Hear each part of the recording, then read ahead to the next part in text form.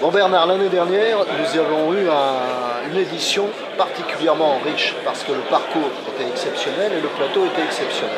Cette année, on a l'impression qu'avec une trilogie d'étapes qui arrive à Jugon, à Radnac et à Fouesnant, on a l'impression que le parcours est au top.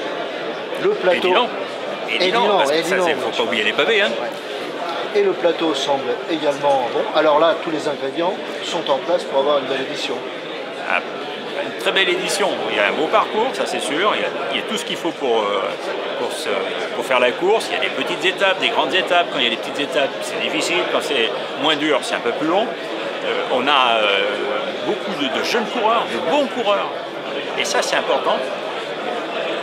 On voit aussi la valeur du Tour de Bretagne qui monte parce qu'on a presque une dizaine d'équipes Pro Tour, la 3e division, mais c'est quand même ceux qui vont être demain, les grands de demain, et ça c'est très bien. On l'a vu d'ailleurs l'année dernière puisque 8 coureurs parmi les 10 premiers sont montés dans le Pro Tour. Et tout à l'heure, à l'instant, exactement, tu parlais du parcours, de la diversité du parcours. Étape longue, étape courte, pour toi c'est important, ça, il faut varier les parcours.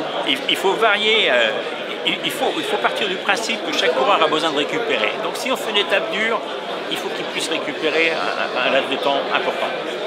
Et quand on a compris ça, il n'y a pas de souci, il y a de la course. On a quelques souvenirs avec d'autres organisateurs qui sont tous les jours à faire 200 km. C'est pas bon. C'est pas bon, parce que les coureurs en même temps sont fatigués, ils n'ont plus envie de faire la course, il faut garder ce dynamisme.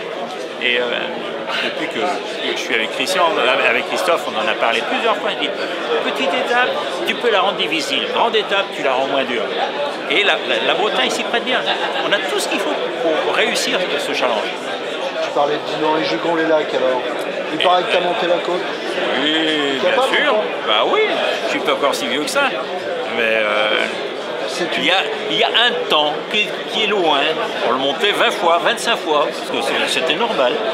Et quand on finissait la journée, on était un peu pendu quand même. Hein. Mais là, elle peut vraiment faire la différence. Si il y a la course, oui, parce qu'il n'y a pas que la montée.